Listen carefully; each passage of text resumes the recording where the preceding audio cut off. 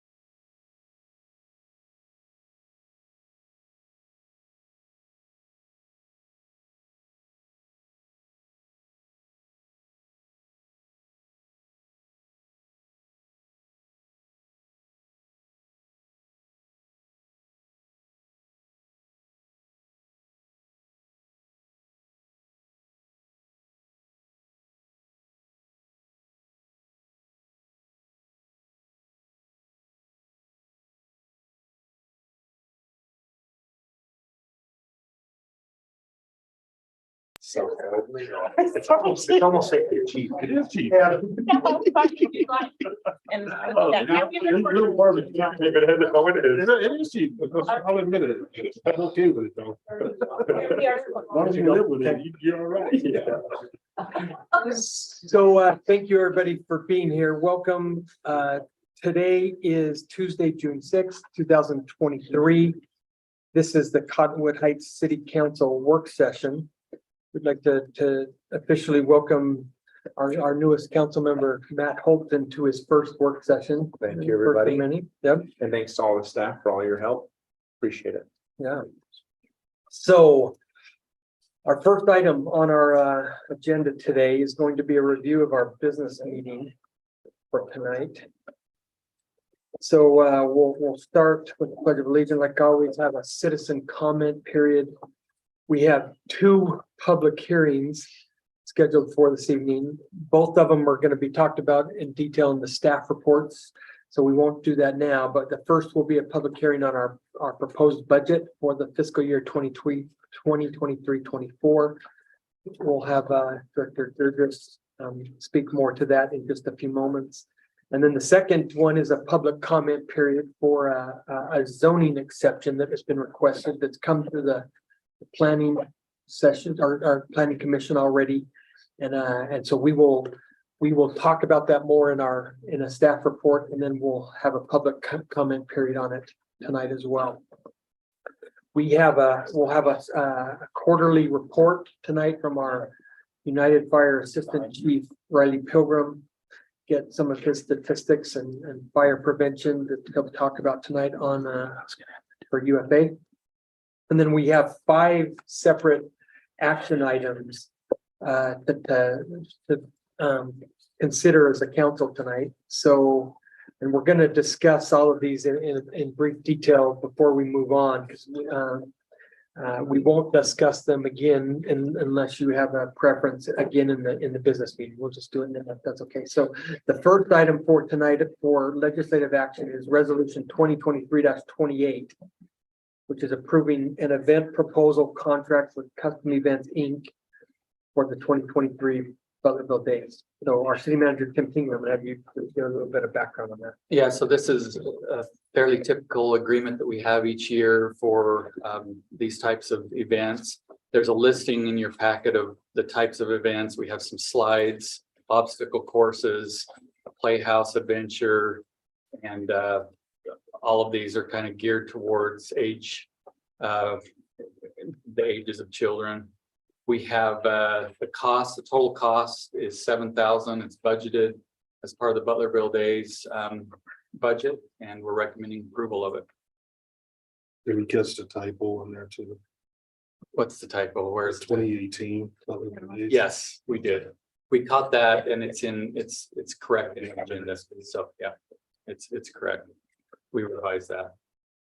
Questions, comments? Pretty standard. Same that we do every year. So let's move to 7.2, consideration of resolution 2023-29, which is approving the performance contracts for 2023 Butlerville Day. Sean will be singing contract of renewal. Congratulations. I want people to attend. I figured we send you around the perimeter. So Tim, I'll have you discuss that again. Yeah, these are this is for performances and performers to two music groups, the Current and the Shuffle, and they are ready to go on this. If this contract's approved, we're recommending approval of it. Cost is $11,500. That's for both, not individually. And once again, that's budgeted in the Butlerville Days line item, and we're recommending approval. Great.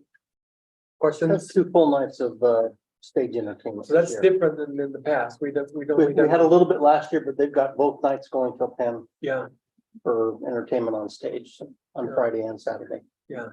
It should be a fun couple nights. And 3 days. Okay. The next item for tonight will be consideration of resolution 2023-30, declaring police K9 Chi surplus. I don't know if Robbie, you and or Scott, Chief or Scott want to talk about that. It could be Robbie. Okay, Rob. I'll speak to that.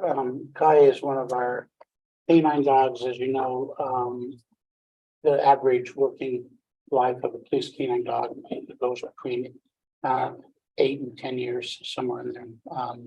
This dog is or 7 to 9 years. This dog is 8 years old, and so he's developed some hip issues and back issues, and so he's having trouble being deployed and getting in and out of the big trucks, you know, as he ages, kind of like me. So I'm thinking that he and I can both go see Ben at the rec center and take some Pilates classes. And maybe it'll do us both some good, because I'm half afraid that you might want to surplus me at some point, you know, for the same reasons. But anyway, the dogs live with the handlers, and they become part of the family, and to do anything else but to surplus the animal and allow the handler to buy it for a nominal fee to remain for the rest of its natural life with the family would be cruel. So we would recommend that you support this and allow us to surplus the animal. We have already replaced the dog, purchased a new one that we're training up to take its place. And unless there are any questions, I think that about covers it. Did I miss anything? Any questions? No. Okay, great. Thank you. Thank you, Chief. 7.4 for tonight, consideration of resolution 2023-31, declaring certain property surplus. I think this also comes from your department. I don't know, Scott, if you want to talk about. It's probably more of the police matter unless I don't speak to it, but as we transition the cars, every other year, we replace the equipment, which includes, cages in the back of the police cars, a couple light bars, some of in the unmarked cars, the dash lights, operating boxes, things like that.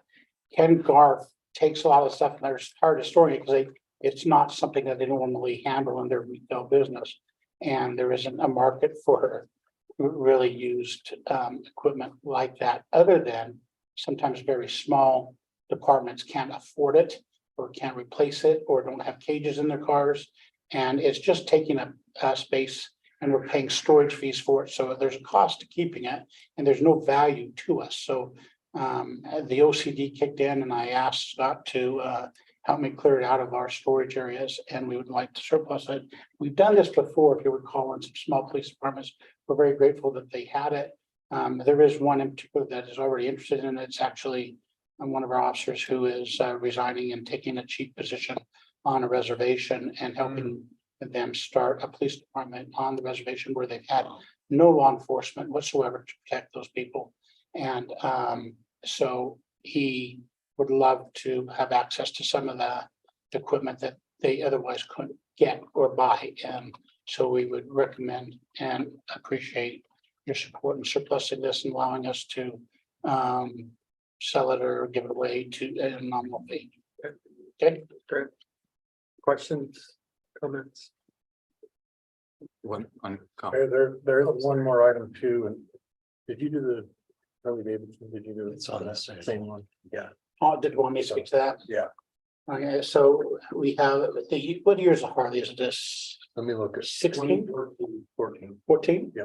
Yeah, so we have a No, 2014 Harley Davidson motorcycle, and we're ready to surplus that and purchase a new one.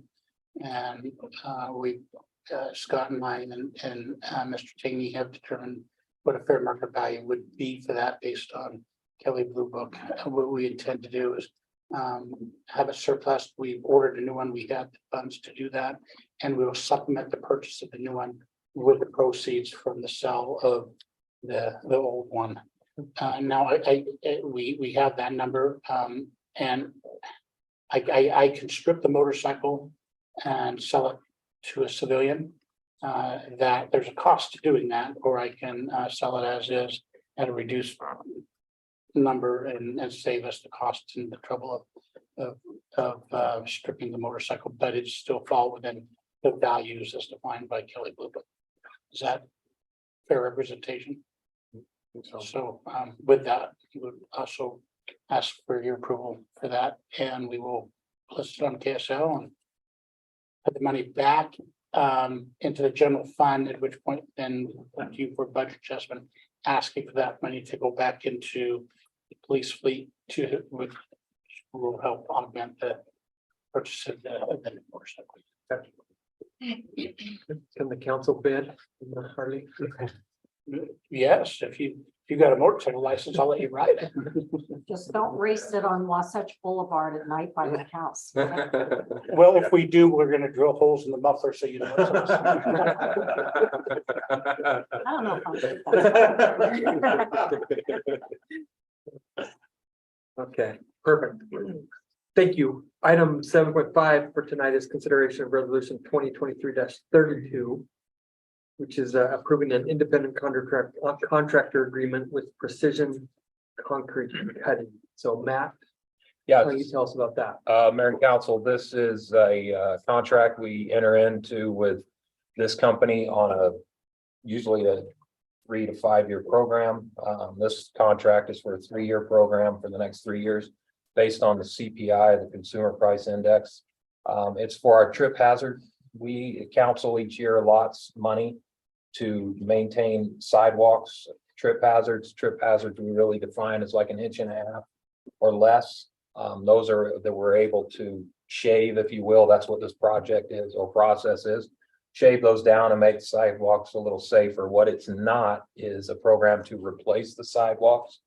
That's under a different program, the 50/50, where you as a council have approved a budget for residents, because residents in our ordinance, residents are required to maintain the curb gutter sidewalk adjacent to their property. The council has allotted, like I said, 50% of that cost up to $1,000. So this program is different. I just want to make that as a clarification. This is just for trip hazards. Things that are easy to shave and clean off. It's not for uplifted sidewalks where roots are causing it or anything of that nature, or cosmetic sidewalks. And so in a nutshell, this is a 3-year project program that we sign and.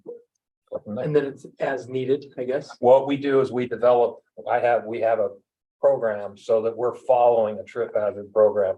We are working our way through neighborhoods, and this is kind of unique because they have a cost for doing it.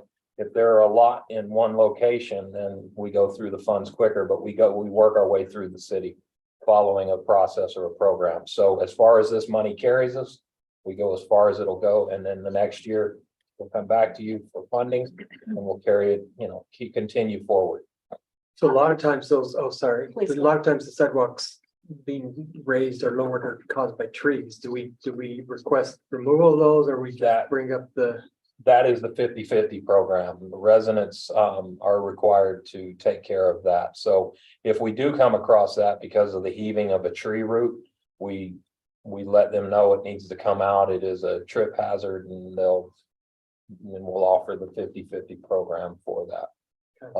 The tree has to come out before we can do anything with the sidewalk regardless.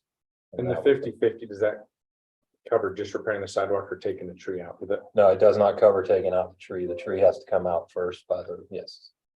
That's a good question. I think that's a really good question. I have the same, I need the same clarification. Is the total cost of taking the tree out and repair? I don't really understand why a resident would have to pay for 50% of the sidewalk repair. So I think I've misunderstood what you said. 50%, it's in the ordinance where residents, a property adjacent to the curb, gutter, and sidewalk are responsible for the maintenance and safety of that sidewalk. So if there is a tree root that's lifted the sidewalk up, the tree obviously has to come out or the root has to be cut out. And the resident is still responsible for the tree and the sidewalk in front of that home, or that property. I keep saying home, but for that property. We don't offer the tree removal as part of the 50/50 program. That has to come out. And then the 50/50 is the removal and replacement of that sidewalk section. It's 50%. It's $1,000, up to $1,000 for 50% of the project. When it comes to the grinding down of the sidewalk, so residents do not request and inform the city, hey, I've got this trip hazard. It's something that the city is just following a kind of a map or a plan of how to cycle through. Is that correct? Yeah, correct. So when we get, and Shane can probably address some of these issues, sidewalks are a liability issue that cause. So as long as we have the program and we are actively doing this, we are working through it. Now, if there is a really bad trip hazard and they call, certainly we go take care of it. I mean, once those things are reported, we do what we can to take care of them. But we try to follow the program. In Jennifer, our area over by us, there's a lot of elderly people that are walking and there's multiple trip hazards. And I think if there's any way, at least that the residents could give the city a heads up of something that might be helpful. Yeah, they call in and we will create work orders and we'll go investigate. Okay. And if it's a neighborhood with a large number, certainly we can make adjustments as needed. Okay. But it's a matter of the budget. Sure. And I can only stretch the dollars so far. How much is allocated for that? I think we This have, was 15,000. I think it's 25 Oh, this for year. So it's not that much. this contract, I thought it said it was 15. Probably. It might be. I We caught me a started little off this a guard. long time ago, Correct. and over the years, we have gone through the entire city. Okay, And so now what they're doing is, I mean, obviously things change, yeah, but it's catching up where, so if there is a spot, certainly, I think if we know about it, we can go in there. But when you do get to be much more than an inch difference, you're better off replacing it, because if you shave it too thin, then you're just created another issue Another if when it breaks. And so, but having the Oh, was it 35 this year? that's pretty standard across everywhere, that the owner, which even though it's in the right of way, the owner is responsible. You're responsible for clearing the snow, you're responsible to make sure that it's safe. If there was a fall or something on that, that's where the liability ends up, and so. So the shaving is at no cost to the homeowner to have the city, when they come through, to shave to, Correct. okay. That's allocated through the budget. One other question I had, I was on Fort Union Boulevard, and as I went from the eastern edge of Fort Union Boulevard westward, as there is in other places in the city, there's a lot of places where the homeowner's fence is erected, and then the sidewalk is outside of the fence, in this case on Fort Union Boulevard. So that sidewalk still belongs to is the responsibility of the resident, even if it falls If- outside their. If there's, that's a great question. If there's not direct access to it, like a corner lot where you can come around, your home is right there and you can come around the corner and get to it. The city takes care of the area where there's no direct access for snow. Like you said, you mentioned Fort Union on the east coming, on the south side, there's a couple of places over there. There's places all over the city, and we have, for snow removal and that, we have our contract with the rec center, Ben's here, that they take care of that. But if we find something like that, it's been historically, I'm gonna go with that, the city's responsibility. So if you live the letter of the law, no, it's the homeowners. But if you live the spirit of the law, you don't have access to it, it's the city's responsibility. There's a few places just up the street here on Bengal, that back onto Bengal, and it's way down a hill. And to get there, you have to go down the circle, up Nantucket, come around and come all the way down to cover that piece of sidewalk. Yeah. It just That's correct. doesn't happen. We determined that it was just easier to say, as part of the snow removal service with the rec center. We could do it, but when it's snowing like that, our guys are doing streets, and so the rec center handles a lot of those smaller, the sidewalks and pathways and stuff under contract for us. Yeah, so there is that historical, that's kind of the way it's always been done, I guess. Thank you. So we take care of it. That's really helpful. Thank you. Thank you, appreciate that. So thank you. That'll be the last action item, and then we'll approve the consent calendar. Consent calendar does include the work session minutes and business meeting minutes for the May 2nd, rather.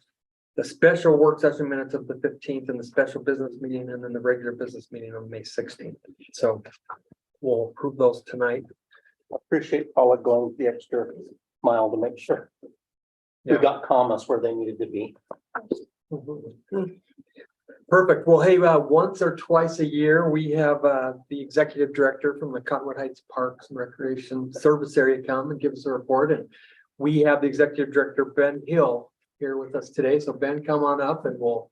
I decided to go a little old school and bring an easel. Great. I'll need that One up first, then those other ones.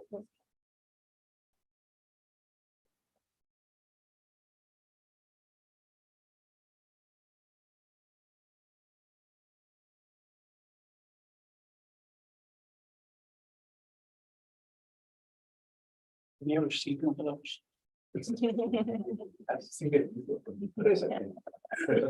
So the real purpose I'm here is to tell you about our new program that's called K9 Yoga. So we can get Robbie and his K9 yoga program. I thought you were serious. I just wrote down K9 yoga. I was all interested in that. I guess I deserve that. Anyways, thanks, Mayor, for the introduction. I'm Ben Hill. I've been now with the service area for 8 plus years now. As the executive director, the service area, Parks and Recreation Service Area, was established in 1967.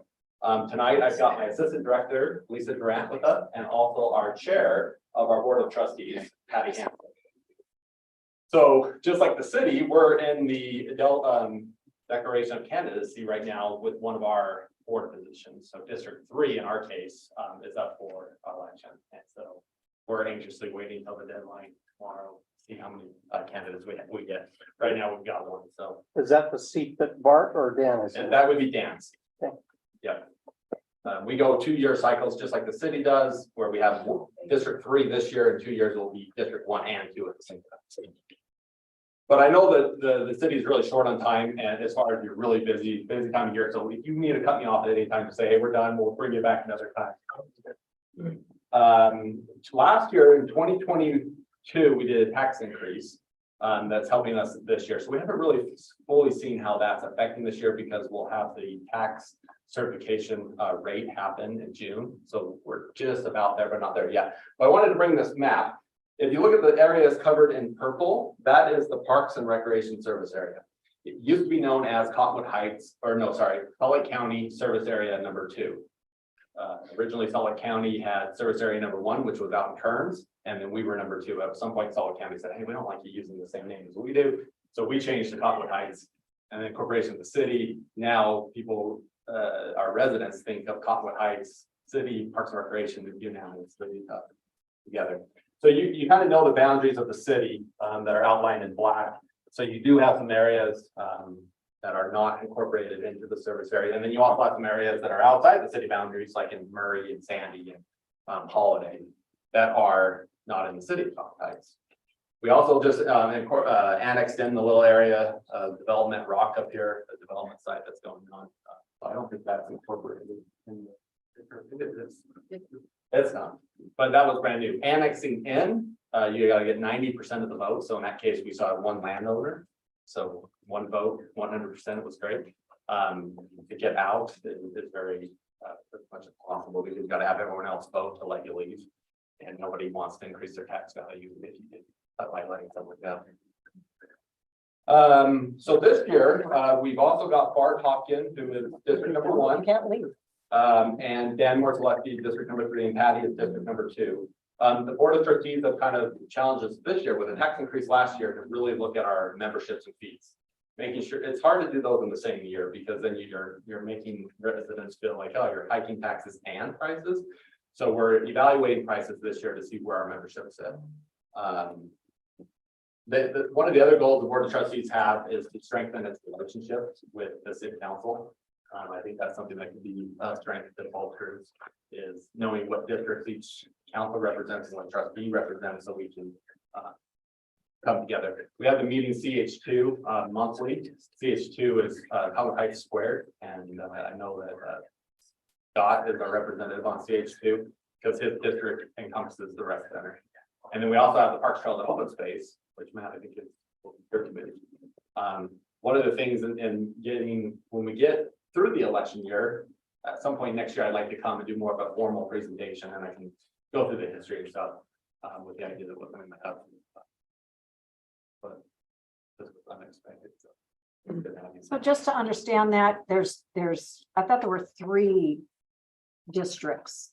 The service area has 3, yes. So there's a monthly meeting I don't understand. There's two monthly meetings. How's it broken out again? So Cottonwood Heights, we call it CH2, meaning Cottonwood Heights squared, so the service area and the city coming together. Uh-huh. There's the two entities. And we have our chair represent us on that, Patty Hansen, and then Scott from his district representing, since he's over the rec center. And then we have the Parks, Shelter, and Open Space, which is the city's committee that I'm just appointed to be on. Oh, I missed that. Yeah, okay. Thank you. Yep. So Matt, I don't know if you have availability, but we have a monthly meeting, board Okay. meeting. We'd love to have, I'll work with Tim on that. We'd Yeah. love to have maybe Matt come and introduce yourself to the other two board I members. would love that. That'd be great. Perfect. Thank you. Okay, so my next sign here, this is kind of a fun thing that we do. I'll hold it up and I'll put it up there. So this is 2022's membership tracker. So we, our main source of revenue outside of taxes, we're about 47% tax driven, and we make up the other 53% from fees, memberships. Which the national average is 60% taxes and 40% fees and services. So we're well above the national average because of great recreation facility and staff that we have. But you can see here, this is, we track this monthly. And when we went through the pandemic, this was way down. And we got really hurt through the pandemic. But you see 2 years removed from the pandemic, we nearly beat every month. For the total of the year, about 50,000 to the good overall memberships. And the question is often asked by city council, like, okay, what percentage are we talking here? Because we have non-residents and residents. It's usually 80% resident and 20% non-residents that sign up for memberships. And then we have about 6,000 unique membership types that are sold. Like in this year, 6,000 different memberships that were sold. And then you go, okay, well, if it's a family, times that one by 6, times that one by 4. So it's hard for us to track how many people actually have memberships, but we have about 6,000 unique different membership types. The one that gets us a little tricky is the senior sneakers, silver sneakers that are for our seniors. Those are, there's a lot of non-residents that take advantage of that. They can go to any Salt Lake County or our facility, basically for free. They just wipe their insurance card. So let me see if I have any other tallies there. So in 2022, our budgeted goal was 5.2 million. We brought in 5.6 million by the end of the day. Our expenses were set at 5 million. That extra difference is for capital projects. And our actual expenditures was 5 million. So we stayed within budget of our expenditures, but we're able to maximize greater revenue, which then, because we're our own entity, we can hold on to it and put it towards capital projects for future improvements. Total taxes, yeah, like I said, it was about 43% in taxes for 2022, and when we had that tax increase for 2023, but yet we'll just get away a couple more weeks to see where the number actually falls. You always say it's going to be this much of a percentage increase, but it ends up with inflation and everything else. As far as what we're looking forward to in 2023, something in place. So in 2019, before the pandemic, we did a master plan of Anzac Park. That's probably the right way to put it.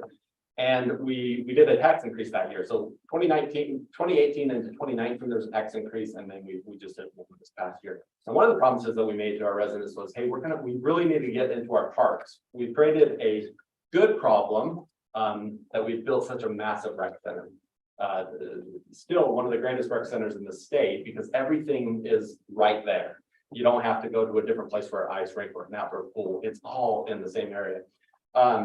But as we've built this massive great rec center, the deferred maintenance and the upkeep takes a lot of our attention.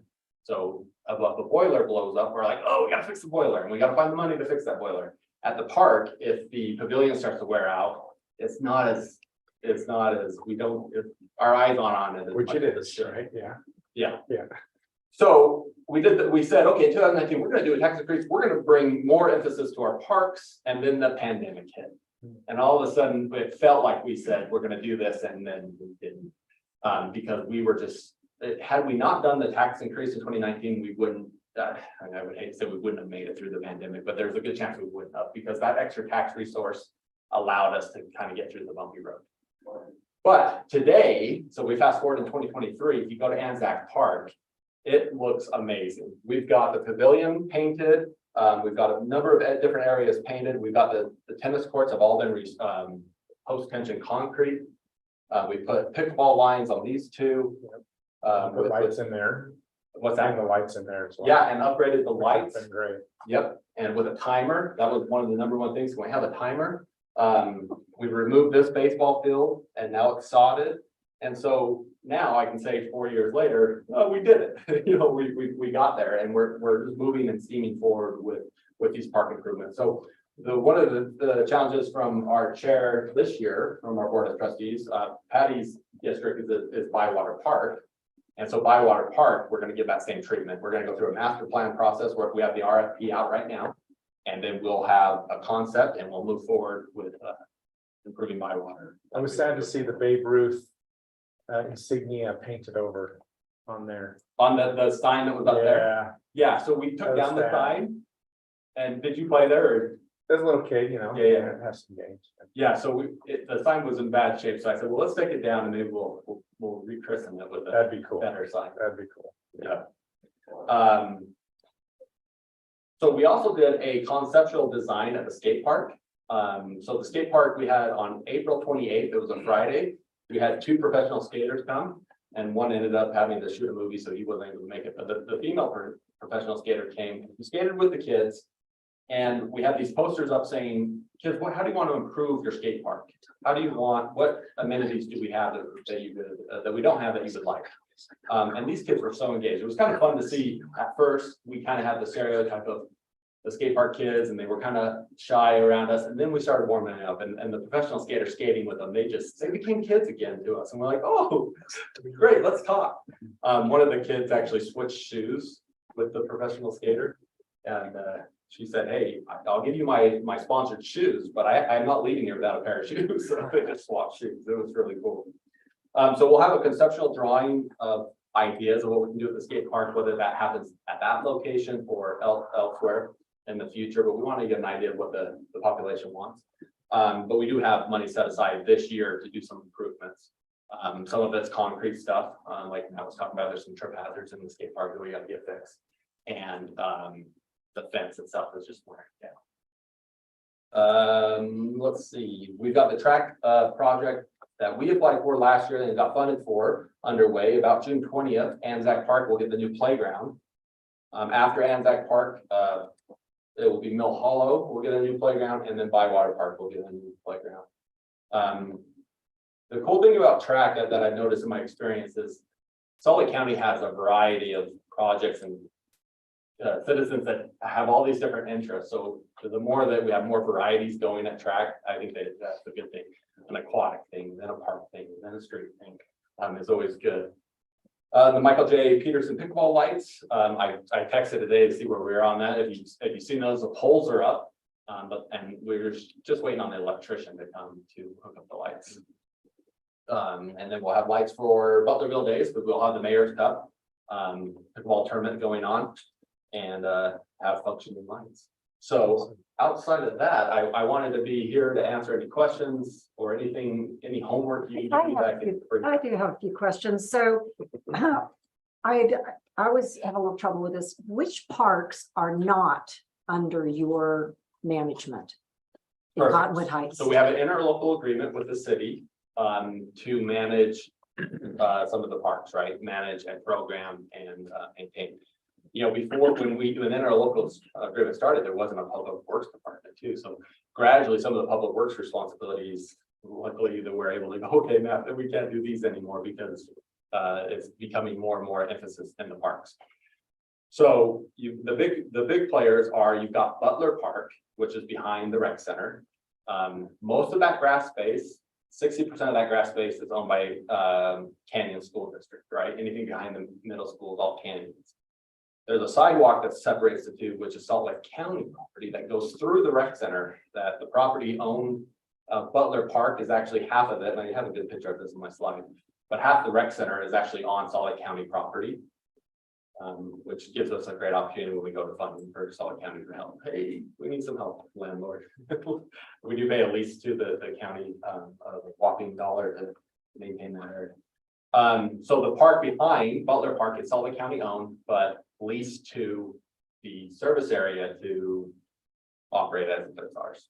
Just like Mountain View Park is owned by the Canyon School District, but leased to the city, and that is a city park.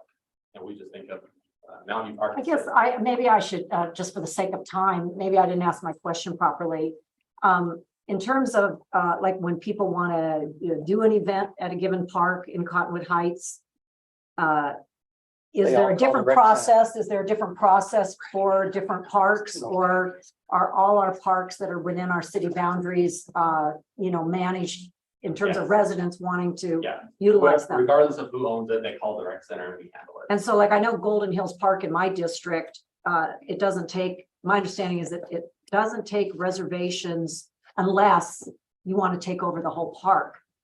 If you want to have a program for the park, but we would tell all residents that there's not enough parking in Golden Hills to have an event. Well, I don't want to get into that level of detail. I guess what I'm trying to understand are the different parks have different policies. Yeah, so if depending on the parking, it's whether or not we can reserve the pavilion for families. Which So- Golden Hills you cannot. Yeah, and the new park that we're Dover Hills that we're looking into, right? That's gonna have a pavilion, but there's gonna be no parking for it. So it's gonna have to kind of operate the same way, but So there's certain parks that you can reserve the pavilion and others you cannot. yeah, based on if there's enough parking, so we don't put the residents at a compromised parking. Oh, okay. Thank you.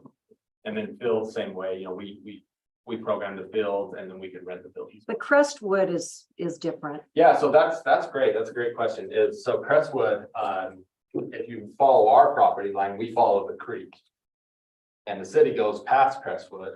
And so anything north of the creek is in the service area, anything south of the creek, which is the pool and the playground and stuff, is not in our jurisdiction. So is Crestwood the only one that fits that description, or are there others? Yeah, there's Crestwood, which Salt Lake County, and then there's also the park that has the pond.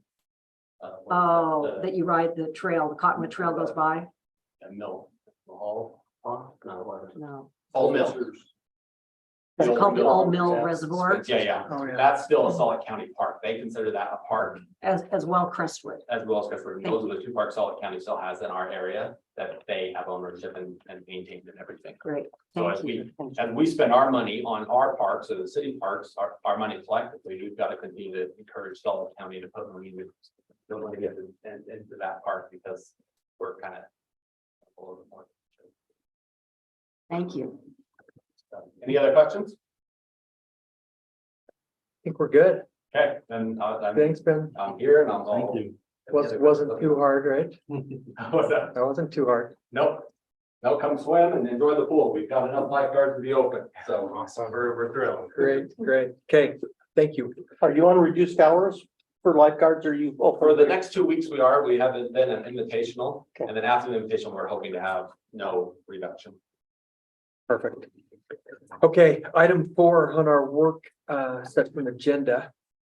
So you've already heard in this last presentation the word TRAC. It's an acronym that you'll hear in municipal government a lot. That stands for Tourism, Recreation, Culture, and Convention. And we are actually going to have a discussion about TRAC funding grants. And we're gonna, our economic and development director, Mike Johnson, is online. Is that right? Mike, you hear us? Can you hear me all right? And Matt Shep. So yeah, why don't you guys go ahead and take over and do your presentation? Mike, do you have something you want to pull up, or you just want to pull up the maps? The maps are fine if you've got those, Matt.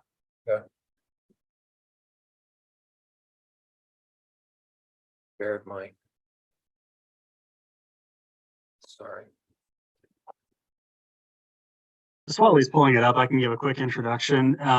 The TRAC grant program through Salt Lake County, the application deadline is coming up here, I think, in another week or week and a half. And we've been asked to come up with a few potential projects that we think would work well for the city and with other projects that are going on. So as staff, we developed a handful of options and then took these options also to the Parks, Trails and Open Space Committee at their last meeting. And now we're coming to the council tonight to get some direction on which project to submit an application for. So Matt, if you want to give an overview, I can jump in and answer any questions. So what we brought up 3 projects. We were asked to bring a couple, like Mike said, a couple of projects forward. I'm going to briefly go through them, and then we can have that discussion on how you'd like us to proceed. The deadline for application, I believe, is the 16th. So we're trying to get through this so we can have something and start preparing the application. So the first one, the option 1, we call it Highland Drive or shared use path. This we're looking at making an application for right of way as well as project design. What this is, just if you'll recall, just to give a brief history, I'll try to point it out here on the map. We have received funding, 2 different types of funding. If we go here to roughly City Hall and down around the corner here, that's Bengal and Highland. We've already received federal as well as county funding for the trail and multi-use path through here, as well as the intersection. So that funding is there. On the last round of applications, we received funding to go from the end of our project here in the green that takes us down to roughly Fort Union. Okay, there's, this is getting pretty specific, but it takes us down there. We received funding for that. That funding comes up in 3 years. So we're not, it's just a funding source. What we are proposing, well, let me keep going. This green line here, this is the East Jordan Canal Trail. Mike and his staff have received funding for the study to extend the East Jordan from where it exists now to Highland Drive here at 215. So making that extension. What this option we're looking at right now is looking at the right of way as well as the design, or roughly the 30% design, taking it from this point at the off ramp of 215 and Highland Drive and bringing it up to Fort Union and getting across into this trail system, this backbone of the trail system right through here. This is utilizing the frontage road that exists, the entrance way to the city, if you will, trying to clean up that entrance way. We have a lot of space on the frontage road that we can put in a multi-use trail. There's places along here where we feel like we can get a lot of bang for the buck. And our biggest obstacle, obviously, is the intersection of Island and Fort Union. So this option 1 is that project to let you know. Explain what is actually being done in these areas. Oh, through here? Yeah. Okay, I'm sorry. That's right. You're kind of new to this, aren't you? The city, here's City Hall and this location. We about 4 or 5 years ago made application to improve the intersection of Highland and Bengal Boulevard. And that improved that intersection by doing left turns, improving the bike and pedestrian safety in that intersection. And part of that intersection project has a multi-use trail aspect that goes roughly from where the green line is up to this location. I'm giving you really roughs right now in this area, a multi-use trail, 10-foot trail with bike lanes and whatnot through there. Okay. The county portion of it, just last year, the county came forward and said, if you have a project ready for next year, we have funding. So we go from City Hall to connect to the federally funded project, as well as a section through here. And like I said, these are very general, but to connect the multi-use trail to tie that all together. Got it. The blue is money we applied for last year, or through the last round of TIP. I believe it's the TIP program, but it's federal money to take this tie this in here and extend it down to Fort Union. So we receive funding for that, but those federal fundings come up. Once you get it, it takes 3 to 5 years for it to become available. Yeah.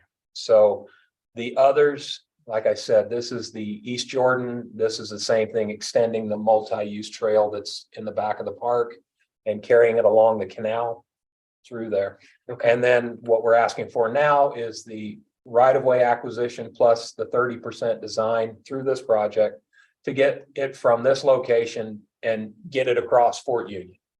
So there's like 5 or 6 projects that are all in this bundle right now.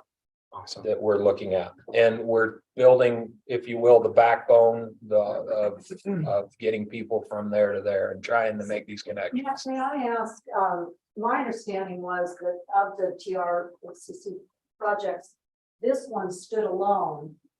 Then this one was another option.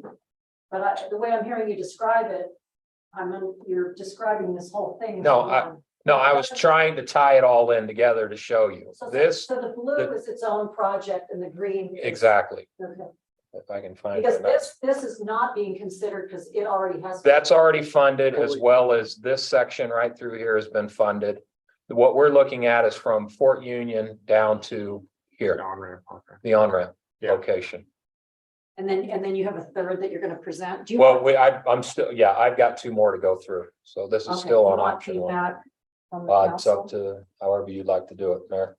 Do we want to Let's, go through them? yeah, let's get through them and then Okay. we'll do the feedback at once. Okay, the second option. Once again, I guess, so I'll give brief history so that you know where we're going. Here we go. So this is the Fort Union Shared Use Bike Path. The Mid-Valley Active Transportation Plan that was done with the cities in this area came up with a Mid-Valley Active Transportation Plan that carried a bike trail system.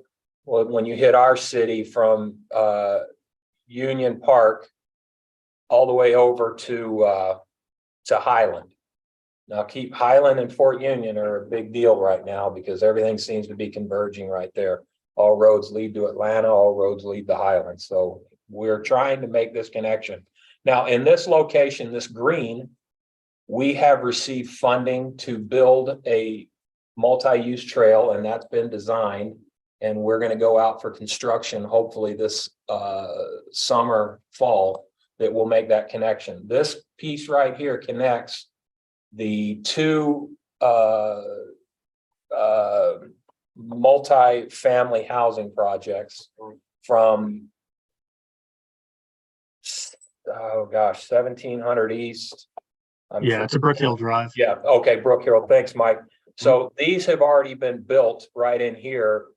Mike and his staff received funding to tie those 2 together between them. Now, what this option is that we're presenting is also for right-of-way and project design to design the Mid-Valley Active Transportation Plan, where they presented going from here at Union Park down to Fort Union, which is a multi-use trail off south of the road for bikes, pedestrians and whatnot. So this is option 2. Now, once again, option 1 and option 2 are for right-of-way. We'll apply for right-of-way as well as the 30% design. So we can get it to a certain point and then we can, keep building on that as we go. This is option 2. Option 3 is, you'll recall, we did receive funding for the Big Cottonwood Trail renovation project. That has started, by the way. Construction has begun on reconstructing that trail. Part of that was putting amenities along that trail, such as wayfinding signs and mile markers for people who are using that trail. What this option 3 is to carry those amenities further along Big Cottonwood Trail, such as benches, picnic tables, recreational equipment, things of that nature, so that, we just increase the trail usage, just give more amenities along the trail. That's option 3 that we've looked at. So those are the 3 options, and I'll let Mike address the PTAS, and then I guess, Mayor, at that point, you can open it up. So Mike, did I get it all? You did, yeah, thanks, Matt. So we thought these 2 shared use path applications and option 3 actually build on projects and things that have already been funded. And we noticed with one of those, the city hall trails there, we got called up one day and asked if we had any shovel-ready projects because the county had money, and that's how we found that money. So doing these trail design projects and knowing, how much right of way we need and what the trail design looks like will open up opportunities for us. If and when we get those future opportunities for, more shovel-ready projects, we can jump in and implement right away. We thought both of these build well on a lot of existing kind of progress and momentum that we have. And then option 3 obviously builds on the previous track funding. We took all 3 of these to the Parks, Trails and Open Space Committee a couple of weeks ago. Their recommendations are basically in order of what you've seen presented. They recommended most favorably this Highland Drive shared use path design, followed by option 2, which would be the Fort Union pathway design. And they actually recommended that the city does not pursue the Big Cottonwood Canyon project using track funding because they felt there may be other opportunities to install amenities along the trail, either by expanding the park donation program we did for Ferguson Park, or using outdoor recreation grant monies or some other opportunity. So the Parks, Trails and Open Space Committee recommended Highland Drive, followed by Fort Union, and actually did not recommend option 3. Hey, so Mike and Matt, let me just interject something real quick. So it's our experience that the city will probably get one application funded each year, correct? So if we submit one, we'll get it. If we submit multiple, it's they choose and we don't anyway, right? Is that correct? They'll ask us priority list Okay. for sure. And we try to keep it short and try to push what we can, whatever the council wants, but pushing, really putting the emphasis on what you'd like, but they will ask for a priority on these. Let me ask on the option 1. So the frontage on the west side from 215 is favorable, looks like you said, and the path would be coming down the east side of the road, south of Highland. Does that sound right? South of Fort South Union. Fort Union. South of Fort Union, sorry. Yeah, right now it's on the east side. That is correct, because we have up through here, we have quite a bit of property in here. There's a lot of right of way. And we have right away. It, like I said last time when we talked, it gets a little hairy right in here. It tightens up a little bit, but it's doable. It may not look as, we'd have things to do. Okay. Probably pick up some property from. Have to do a little bit of. Yeah, and the other thing, as the I got so many acronyms going through my head. As the property grants, right-of-way grants become available between now and then, we'll continue to apply for these things to offset some of these other costs that we're looking at. Each year, we're making application for every program that comes out, trying to work our way through it. Something along there would be really nice because of some of those east side, that vacant area that's not that's in the city's right of way could use. Well, I like option 1 and 2 are both, it can be a pretty sketchy situation on a bike there, and I've seen that multiple times. And I was going back and forth on option 1 or option 2, but it's good to hear that the Parks, Trails and Open Space, so they did submit a recommendation in this order then. Is what They did, and I will clarify, they liked both 1 and 2. They like these trail projects. They like that we have current projects underway on these, and this is, a good way to build on those. But yeah, I think they ranked Highland Drive ahead of Fort Union. Option 3, quite frankly, could possibly look at the governor's, what he's come out with connected trails, right? And yeah, so I agree with for sure holding off on that. Perhaps, but anyway, let's have the council. Any other questions that you'd like to ask? I do have a comment. As a cyclist and an active transportation user, I will say that it's not only unpleasant to ride your bike anywhere near where there's high volume, high speed cars, which Highland Drive fits that description. And I think cyclists would say they avoid Highland Drive. And I realize there's good intentions with the using a frontage road. But this is very much a regional emphasis, and it's not up for discussion right now as an option that's been presented. But I want to make sure that I go on record as saying what we can really do immediately is advance neighborhood byways. Because I can tell you, there are ways to completely avoid this whole high-speed corridor by taking neighborhood bypass routes and getting around this. So this trail here, the East Jordan one, and getting across the freeway has a lot of merit for regional connectivity.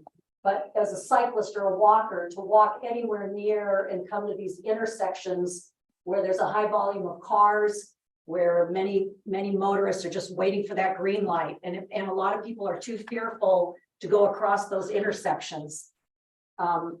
So I So don't mean to neighborhood, I throw a don't wet think, blanket on this, but I think the reality is that these intersections that are really high volume and high, are very unpleasant for people to cross, even if they have a you can walk sign that somebody turning left, or that a motorist might hit the accelerator, or, it's a scary thing for pedestrians and cyclists. And Matt mentioned that the concerns there at that intersection of Fort Union.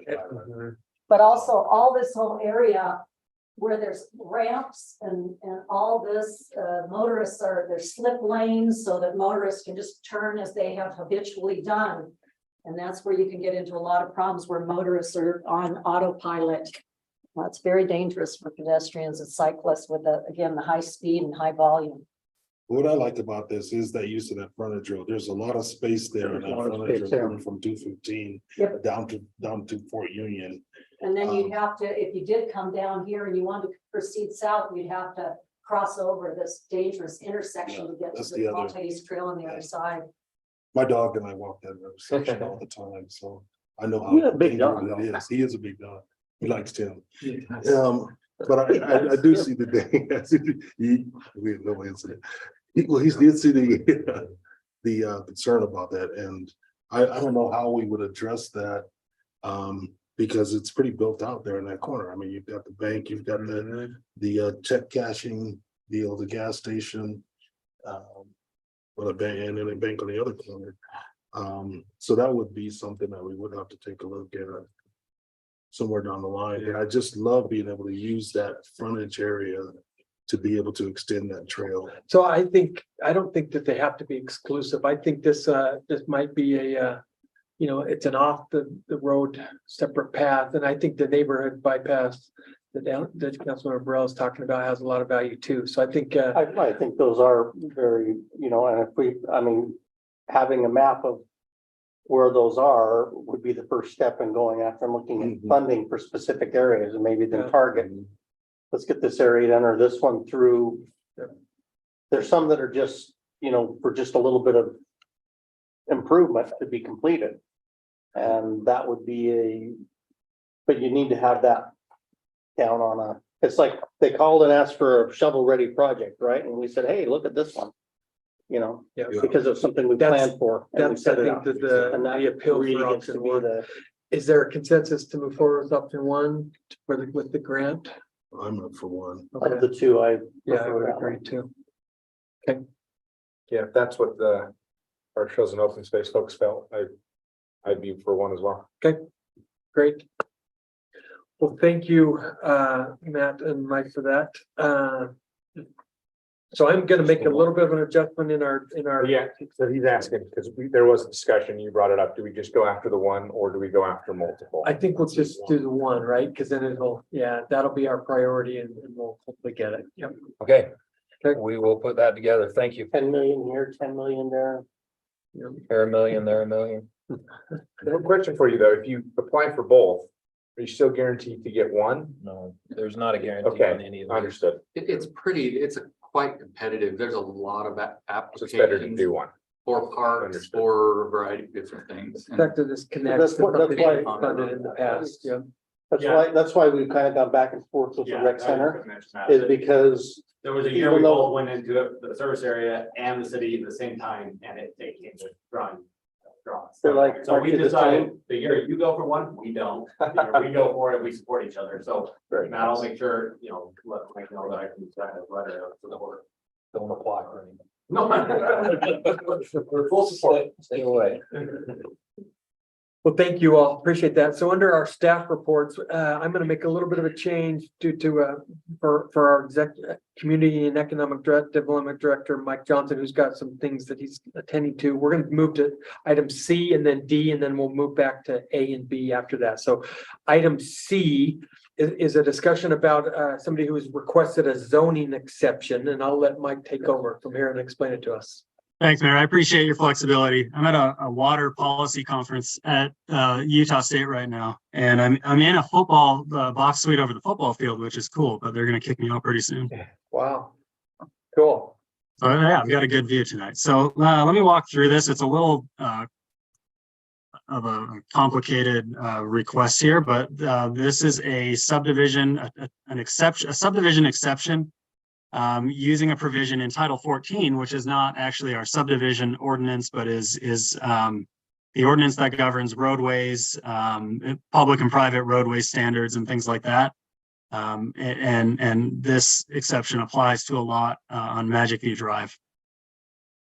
So the subject property is a 1.27 acre property on at 3457 Magic View Drive. It's actually not Magic View Drive proper. It's a little private driveway that branches off to the north of the public road, but it shares the same name. So all those lots, the subject property and the other handful of lots you can see there are all address Magic View Drive, even though they don't have direct frontage on that city street. The action requested is an exception from two provisions in Title 14 governing private street front setback requirements and private street lot size requirements. Both staff and the Planning Commission have recommended approval of this, and I'll go through an overview of the request here. The zoning on the property is R18. The purple hash mark that hopefully you can see there means there is a sensitive lands designation on it. And that's because there's a large drop off. There's a steep slope. From south to north, the property slopes down substantially. So a lot of this lot is unbuildable hillside. The ordinance that the exception is being requested from comes from 14.12.150. I won't read it verbatim, but it basically says where there's an unusual condition on a lot, the city council can approve exceptions to the standards in that title. Subject to review by the city staff and the Planning Commission, provided that the variation is not detrimental to public safety or welfare. The council's role in this is final approval. Here is the provision that is the exception is being requested from. It states in our Title 14, any building lot that is located outside of planned unit development, which fronts on a private roadway with at least 25 feet of paved surface, shall have a minimum lot area of 1/2 acre. And then on top of that, the minimum distance from the center of such roadway to the front building line on such a lot shall be 50 feet. So what this functionally does on a little private driveway situation like we have here is any new lot, regardless of the zoning designation on the property, has to have a 50-foot front setback, at least measured from the middle of the private roadway, and also has to be at least 1/2 acre in size.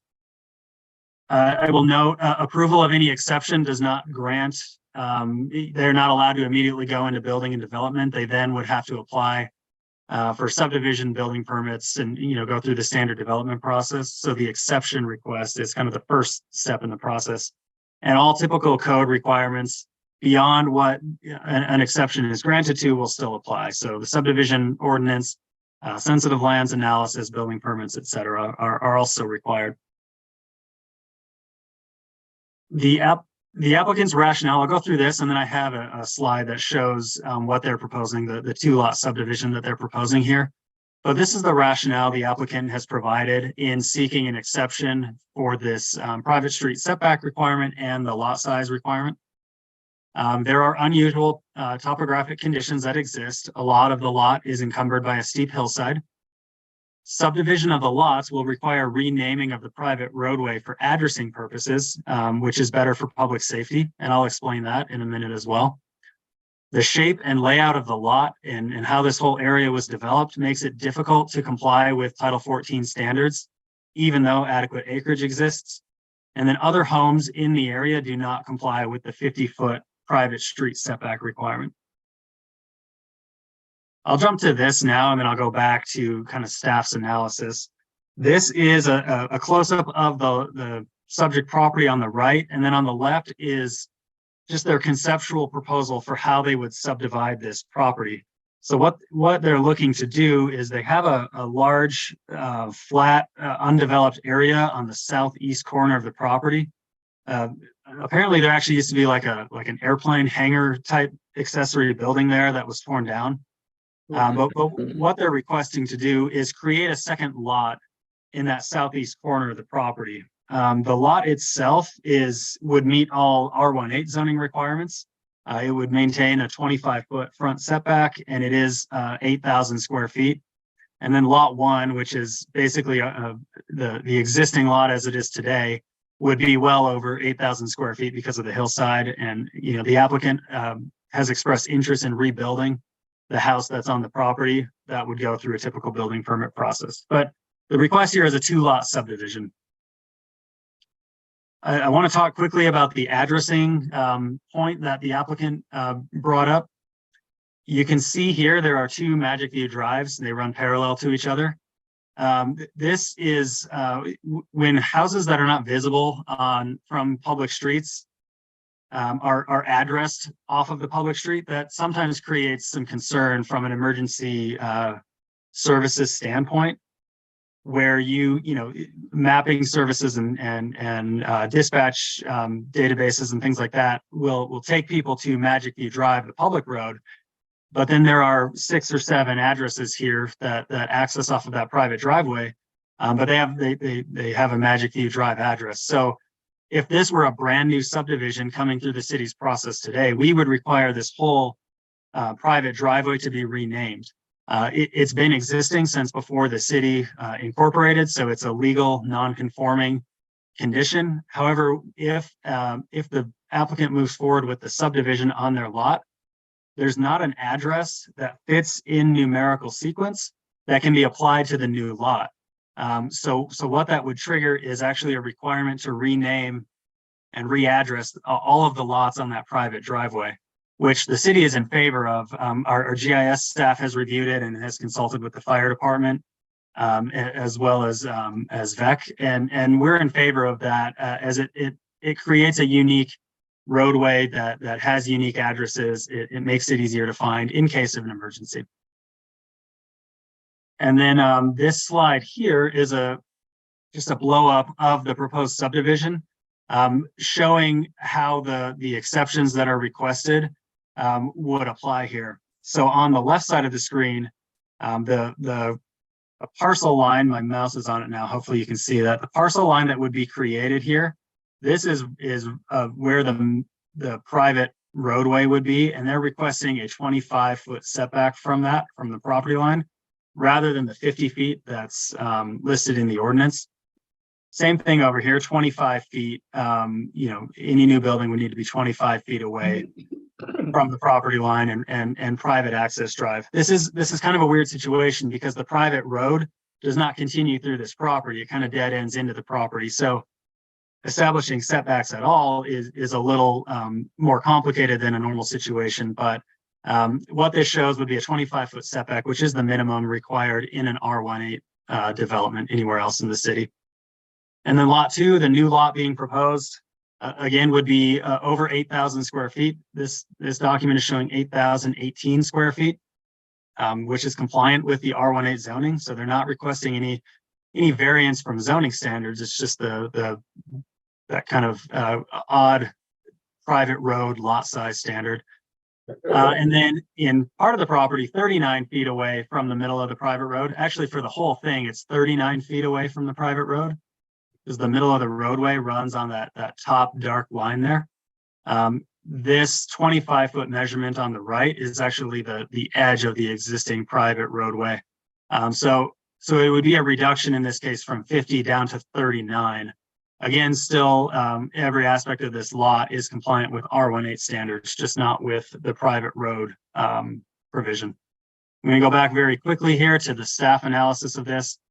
The lot is irregularly shaped. This is not a standard subdivision layout. It's something we inherited. It's probably not something that would even be functionally possible today, given the current ordinance, but it does exist. And you know, typically if there's lot size and ways to accommodate, you know, development of private property in ways that meet the ordinance and the intent of the city code, you know, we try to support those things. It's located at the end of a legal non-conforming private driveway. The entire area was constructed in 1975 and has been largely unchanged since then. There are 6 total lots that access via that private driveway. And again, that driveway shares the same name as the parallel public street. Subdivision of this property would allow us to correct kind of the addressing concern that exists today. Staff findings here in conclusion, the subject property is located in a legal non-conforming subdivision. It's an irregular situation. The existing city code, the standard code provisions don't apply well to situations like this. And that is why we believe this exception provision exists in Title 14. Neither requested exception results in a violation of standard R18 zoning requirements. That is to say, there's no reduction in setback from what any other R18 lot would need to meet. There's no reduction in lot size from what any R18 lot would need to comply with. Any future subdivision application is still subject to full review and compliance with all other aspects of city code. The private driveway addressing will be improved.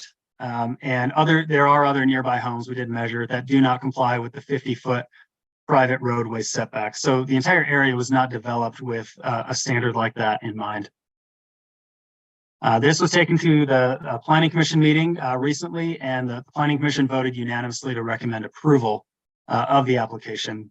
There were some public comments. There were a couple with concerns over a precedent being set, but actually a lot of neighbors on the same private driveway showed up and commented in favor, supporting the requested exception and subdivision.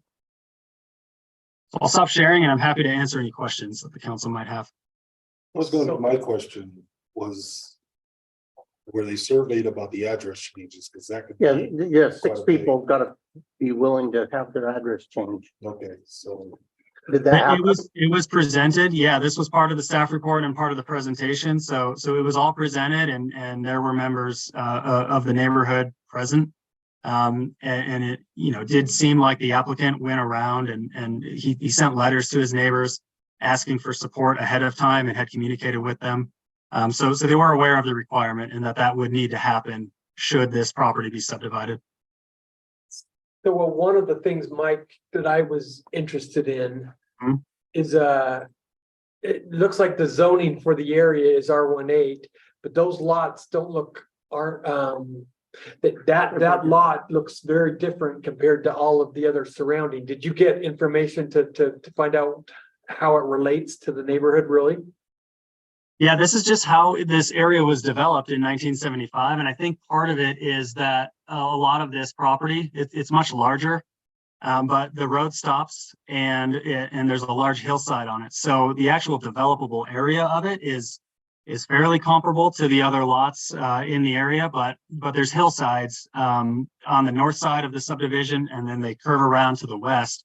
So I think that just naturally makes the parcel sizes a little bigger to be able to fit a buildable area on flat space and then accommodate the hillsides that drop down to the north and to the west. So really, the question is more, how would lot 2 conform to the neighborhood? I mean, because it just to me doesn't look like it's going to be a completely different lot than the rest of the area, correct? You know, in terms of gross acreage, yeah, the 8,000 square feet is slightly smaller, but the zoning on the property and in that entire neighborhood today is R18. So any new development that would take place, you know, on this street or anywhere else could be developed at 8,000 square feet and be fully compliant with code.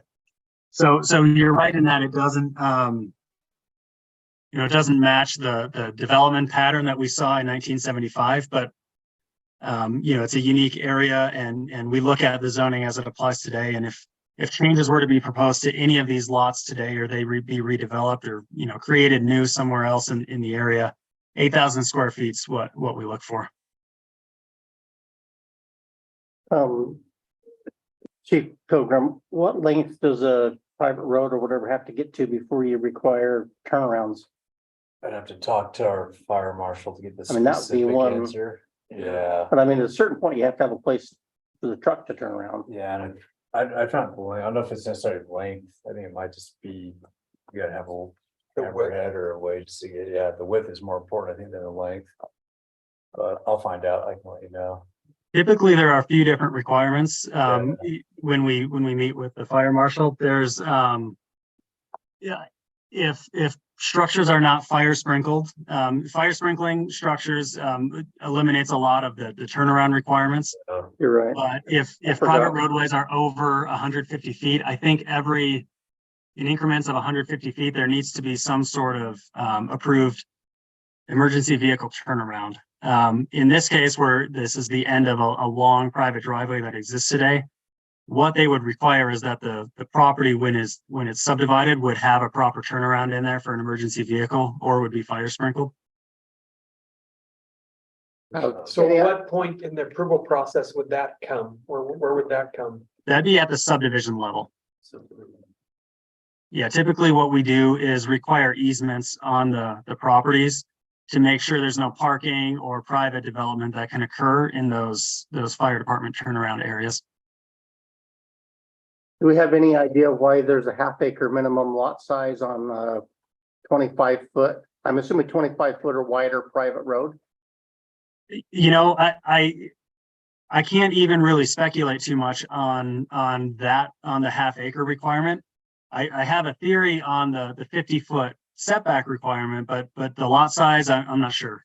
And I think it's something, if and when we go through and do maintenance on Title 14, that'd be something we'd look at, because if a private road is developed to city standard, which is, a 25-foot roadway with curb and gutter and sidewalk and everything, I don't know if there's good rationale for why a lot would need to be substantially larger than the underlying zoning requires. You mentioned that there are multiple homes that aren't adhering to the 50-foot setback. Do we have any idea why or how that? Probably because they're built before it was there. Yeah, I think they preempted any of the current ordinances we have, so they were built under completely different regulations. Yeah. But my question is probably something that was just a holdover from the county code. Yeah.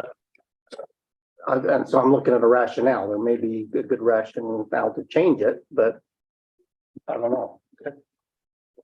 So this item is up for public hearing. So we'll see if any of the residents want to come and talk and speak about it. They'll might have more information than we do and about some concern. Honestly, to me, the biggest one is making sure that everyone along that road understands changing your address is can be pretty complex because it's everywhere. Yeah, and from staff standpoint, we have clearly communicated that that's going to have to happen. So if the applicant can't see that through and help make that happen, that again is part of that subdivision process that needs to be done before that subdivision plat's reviewed.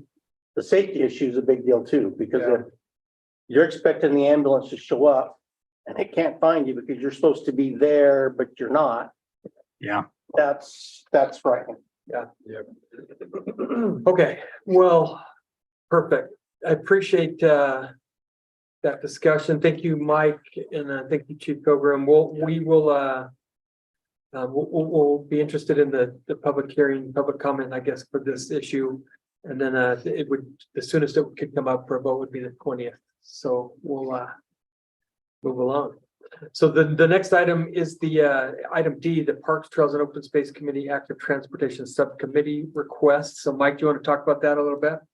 Yeah, thanks, Mayor. At the last, or maybe it was 2 meetings ago at the Parks, Trails and Open Space Committee, they discussed interest in having several of the committee members form a a subcommittee to focus on active transportation related matters in the city. They propose, let's see, I have the list of committee members that would be part of this. They propose for that committee to consist of Jennifer Shaw, Melissa Fields, Zachary Geiger, and Jennifer Cottom. The subcommittee would function to meet separate from the larger committee to talk about active transportation specific items, and then basically bring those to the full committee meetings for discussion. It just allows a little more time to talk about specific topics that don't always have time in the larger meetings. The committee has had previous subcommittees. There's been a Bonneville Shoreline Trail Subcommittee, a Crestwood Park Subcommittee, and I believe early on, I didn't put it here, but I believe there was a Dog Park Subcommittee as well. And how that has worked is they will just bring updates to committee meetings. So the full committee doesn't have to spend as much time talking about these topics, and things can still move forward. And you know, anything that comes forward from the subcommittee would then be considered by the full committee to be recommended to the council or you know, acted on in any other way. Given that it's proposed to be comprised of members of the current open space, Park Trails and Open Space Committee, and that we've had other subcommittees, you know, staff is supportive of it. The ordinance for the Park Trails and Open Space Committee just requires council consent before these subcommittees are created. It's not something we need a formal vote for, but just kind of acknowledgement in the work session, and we're good. Is it a standing committee, or, I mean, the others have been a kind of a temporary type basis? Or have I misunderstood that? It's not a city council or administration advisory committee. It's just advisory to the Parks, Trails and Open Space Committee, which is in turn, you know. So whether it was permanent or temporary is kind of up to them. Council, any comments from you all? No, I kind of would defer a bit to Matt. He hasn't been to one of the meetings yet. If he wanted a couple weeks to think about it, I'm fine with that. Yeah, I initially, But it's, yeah, we're gonna have to get. We used to gotta that. get another I name know. for you. I was here first. It's harder to get a name than your address change, so. I was here first. That's all I want to say. Fair enough, fair enough. Scott doesn't want to hear that. No, you know, I had some thoughts of wanting to engage with the group before, you know, making a decision, but since it's comprised of all existing members that are already on the committee and they want to meet to have a further deep dive into an issue that's important to them, I have no issue with it personally. Okay, and I'd be fine to support it. Renewal. Yeah, I'm in support. I like the fact that they are current members for the subcommittee. Yeah, I agree. Okay, well, I think we'd be good to move forward with it then. And I'll make that suggestion, not to be belligerent or anything, but it's, Yeah, no, I think it's a legitimate. I appreciate you looking out for me. Well, you know, I gotta change my name already, you know. Things Just saying. are rough around here. it's been a few years that I think we're gonna do the calling. Yeah, You know, I appreciate that, our though. committees I really do a do. really good job. Yeah. Sometimes they don't always make, or they come up with new things, and some of us have to adjust our paradigm to conform to what the committees want, but Yeah. we can do that. no, Thank perfect. Okay, thank you all. Okay, we'll move up to item A, which is proposed where we're gonna have our Administrative and Fiscal Services Director Scott Jurgis give us some updates on our proposed 2023-2024 fiscal year budget. All right. So in your packet, there's basically the tentative budget. And I've updated at the top of the draft, the first page there, items. Some of it we went over last time we met. The section here on interest and the sustainability projects we went through. So there's a total of 370,000 of new interest that we're proposing to add to the budget due to the increased interest rates that are out there right now. The general fund, it's 250,000. The CDRA fund would be about 25,000. Stormwater fund, 20,000, and the capital projects fund about 75,000. So those are all good things. And then in the sustainability project, it would be spending an additional $30,000 on the pollinator plant in Mountain View Park. And then the community tree planting would be 11,000 of expense and revenue, so a net zero cost to the city on that particular item. So if you take just those two items, it's just looking at the general fund only, it's a positive impact general fund of $250,000. And then I'm going to use the term negative impact, and I'm talking finances, not purpose, of $30,000. So a net of $220,000 net impact between those two items there. That's okay. Others of us like bees. Yes, no, bees are a good positive impact. And then in addition, there are items that we have finalized since we've last met. For our liability insurance, we had initially budgeted $35,000. We are coming back at a $23,000 net increase. So that's a reduction of $12,000 from what we had in the narrative below. Yeah, and if I may comment on that, because I met with them last week. Most of that increase, which is really good, was primarily with the Hillside Plaza addition of the liability insurance. So the good thing is the rate didn't go up significantly other than just what we've added on to that. Yeah, so most of that would go there, and then, you know, as long as we hold it, when the buildings come down, that could change and different things and so on and so forth at some point in time. With the claim in the last year, I think that's a fair number too. So. Yeah. The UFA contract price settled in at $212,275. We had $270,000 in there as a placeholder, so that's a reduction of $57,000. So between both of these, that's about $68,000 to the good in terms of net reduction in expenditures that are included in the narrative below. I haven't updated the overall narrative yet. And then what's that? Yeah. Oh yeah, Riley. Find out in July. Making the big bucks. And then, so there are a number of items that we're still waiting on for you to either be informed of what the impact's going to be, or that we're looking for input from council.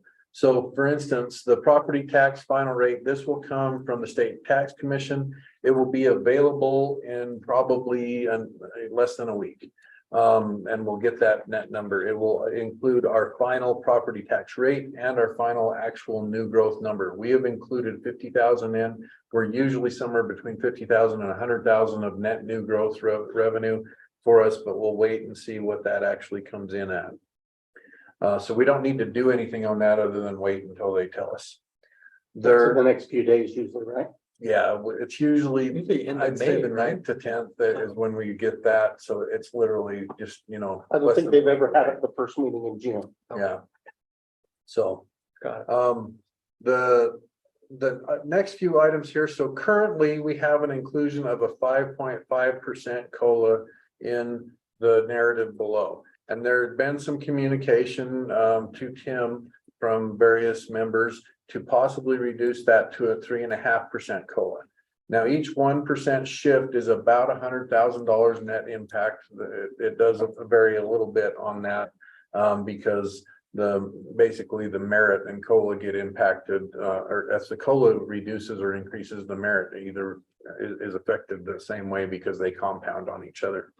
So if we reduced from 5.5% COLA to a 3.5% COLA, it would have about $209,374 in net savings.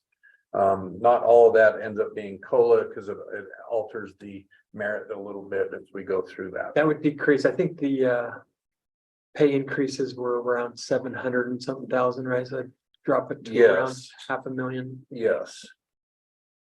Yep, Yep. that's correct. So we really need direction on this tonight to finalize things.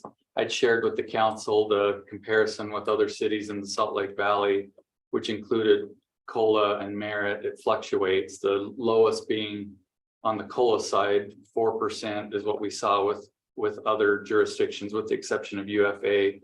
And there was kind of a mix there with their civilian versus their fire staff. I think civilian was 4%, COLA civilian staff 3%. But anyway, I shared that. Sworn three. Or right? sworn three. Yeah, sworn three. Sworn three, civilian four, so you got 3.5. So anyway, we need direction on that. I'd indicated a preference to not go below the 4%, which would put us below on all of the COLA, keeping in mind there's fluctuations in merit too. Any compensation increases are appreciated, don't get me wrong, but those are the things that we need direction on tonight so we can finalize things for the 20th. Yeah, and then I'll go through this, and then I do have a sheet that kind of goes in and now analyzes the compensation stuff a little bit more, so give me just a minute and I'll flip back to that. The city attorney increase is tied to the COLA, so right now I have that included at $15,000. If we went down to 3.5%, that would be an $8,000 reduction. It would be $8,000. It would be a reduction of $7,000 from what's currently included in the narrative and the budget summaries. And then we're still working on the Spillman Police Records server solution. We have a couple of ideas of what needs to happen. We've had some problems getting people together to talk on that one. But hopefully we'll be able to get that one pinned down. It's currently in there at $30,000, and I think most solutions would probably be able to fit within what we have in the budget at this point in time. But there are options that would take that higher than that, but we don't think we'll probably be in that particular item. Flipping over, that's pretty small. Let's see if we can make this a little bit bigger. Scott, before we move on, let's, if you're okay, if we just discuss this real quick with the council. I've been in favor of the 3.5. Part of that is because we contract with United Fire Authority. The 3 to 4 is 3.5. I don't like to pay one more than the other anyway. So that's where I initially came in at that number. The fact that we're 0.5%, lower than the average of other cities, that's not an issue to me. But I'd like the council to give me their opinions as well. That's still a concern for me, that 0.5%, because people are very savvy. And I was gonna ask the question about culture also, because people don't just leave based on compensation solely. So I wanted to get an idea from Tim and staff where culture is at this point in time. Because as soon as we put this out there, folks are gonna do their research. They're gonna go and take a look. So can we have a little bit of insight on where we are culture wise? If it's strong culture and folks are like, okay, we're pretty good. And I know we have merit in there as well, but I just want to make sure that we're not that 0.5% below that's gonna get us in trouble. Well, from a culture perspective, we don't have a huge turnover, which is good. We've been very competitive, of course, with our compensation. With the police, we're in the top 3 of compensation. And then other areas with the compensation market, not compensation, the compensation study, it brings us back up to market, definitely not in the top 3, but in a good place. And so in general, we don't have a lot of turnover. We have some that retire. We have lost some due to circumstances, but from my perspective, turnover is not high, and that's good. And so I think we want to keep it that way. Yeah, we want to keep it that way. 0.5% probably won't be a major issue. But I do know that people look at what other cities look at too, but and they remind me of that every year. So lots of people do. So and I think that's one of the issues that we look at. Like in my industry, people can bounce around and stay within their own industry. And we have the same case here in municipalities, where people can go to other municipalities and say, okay, well, I've got the skill sets, I'm just gonna jump right into this new position based on whatever percentage of color or whatever. But I just want to make sure that we're not gonna do something that gets folks taking a look, even though we'll be back here again in another year. It still causes a little wrinkle sometimes.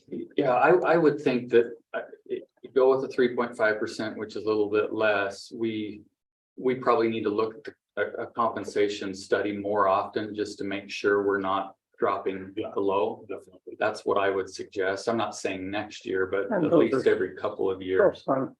Yeah. Sorry. Yeah. Councilmember Holton, what do you think?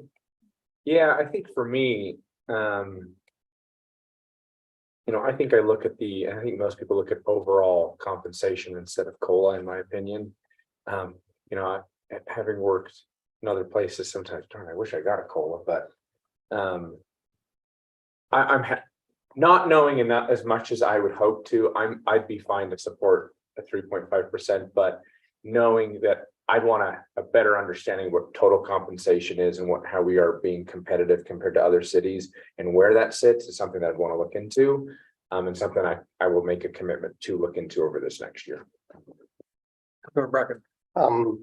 Just from what I was seeing and hearing from, there are a couple of outliers, but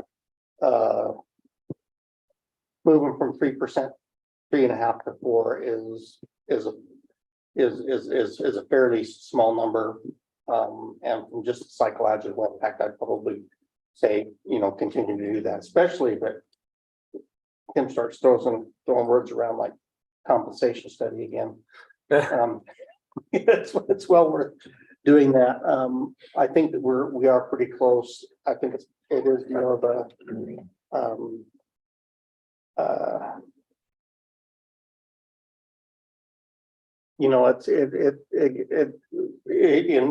in real dollars, it's not a huge amount, but I think it's more of a, just a perception, and sometimes that culture and feel. And so if you're the lowest one on the totem pole, sometimes you take in some of that negative impact, even if it's not warranted. So Councilmember Burrell on the phone, can she hear or listen? Do we know? I don't see her on the phone, no. Paul had something you wanted to say also. Oh, yes, so when we did the market really low. We tried to fit employees on the range that they should be, but their change in pay was not even, some of them were not even up to $1 in change of pay. So we fit them in a new range of pay where it's in market, but the pay itself was not very affected. And so because we were looking at the 6.5% COLA to begin with. And so I met with my group of HRs during a conference down in, where do you live? Lehigh. Sorry, I'm not there, in Lehigh, and we all agreed that going below 4% would somewhat affect what we're trying to do with our market. If we, like Tim said, if we go below the 4%, we would probably need to look at the market sooner than later. So those are my 2 cents. Yeah, I mean, our merits range from 2.5 to 5. Yeah, average is 2.8 and 2.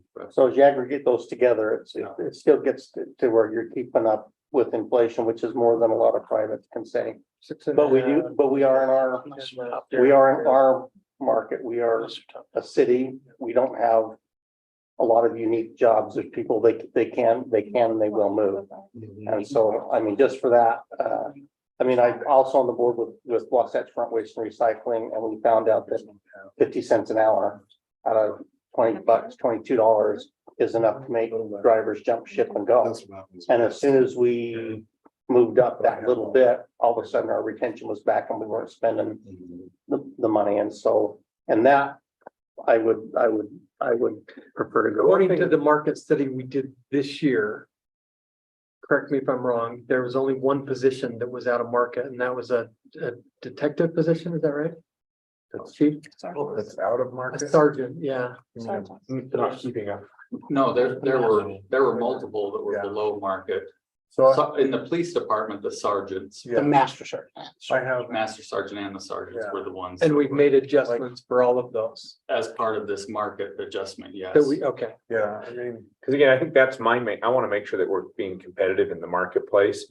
And if COLA helps us get there, or we make adjustments in the following year to make sure that we're, all boats are lifted up to make sure we're keeping up with the market. At the end of the day, what's that final number? And is that competitive is where I'm focused on. The other thing, I know, Mayor, I think I heard you say that, with UFA, we've got a percentage. And I do agree with you. I think it is appropriate to make sure that that is the same percentage.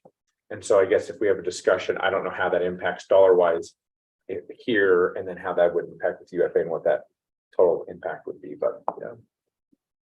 So, I'm, anyway, so I think I feel pretty good at 3.5. I know Councilmember Burrell asked me to do 3 earlier, so I don't think she would have an issue at 3.5. We can wait to get that direction later, but. Public hearings tonight, right? Correct, Certainly take input from. yeah. So Councilmember Holton, did you, so what do you, if you were to come down, remember, what would you say? 3.5? So I'm okay to stick at 3.5%, but I will commit that I would do want to look at how the entire city is treating their employees when it comes to the entire marketplace and ensuring that we're maintaining competitiveness. Okay. So let's, so we might not pencil that number in quite yet, Scott. So we'll take some more direction tonight. Scott, pencil now, right what I want. As far as the question or the comment that you have, take a look at the comparisons. Okay. With other cities, our market really is Salt Lake County. So one of the issues with the other cities that I have a hard time with is they're not in, they haven't done their thing either. So Yeah. nobody said where they are. It's That's all true. city managers talking to each other. So Okay. anyway. Well, it's what's in the tentative budgets is what Yeah. you proposed, right? And I'm okay when we look at that complete number. Yeah. Merit. Like it is, if we're at that 6%. 6.5, yeah. I'm good. Okay. Great. So let's move on. Scott, go ahead. Thank you. Yeah, so just here, this is kind of like an impact of how it all comes in. So for the market, the minimum market is 0, and you can see 49 individuals are getting 0 from the market of our people. We have 91 net employees that are available that can get it. The average is 1.2%, and the max is 9.27. And the reason that one is 9.27 is because that whole range shifted 9.27, and the person's at the bottom of that range. So we can't shift them below the range on there. And so you can see in a general sense, the people that are getting more than 3% is only 9 out of the 91 as you look at the market. So as you look at that, that's kind of where that falls. On a 3.5% COLA, basically 90 people are eligible for that. One person is out of market right now being paid above the line, and so they would not be eligible for the COLA. For the merit, 29 individuals are not eligible for the merit. In other words, they are topped out, and so they are not eligible for any merit at all. And then 11 people would be eligible for the 2.5% step, 20 would be eligible for the 3.75% step, and 31 would be eligible for the 5% step. So just to clarify, the 31 people at the 5% would get a total of 8.5%. Compensation increase, is that? That have most, it's higher than. most of those would get, so 31 people, yeah, would likely get 8.5% net.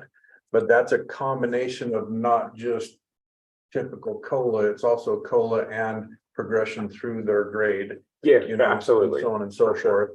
And then, but there are also, you could say 29 people that are only gonna get 3.5%.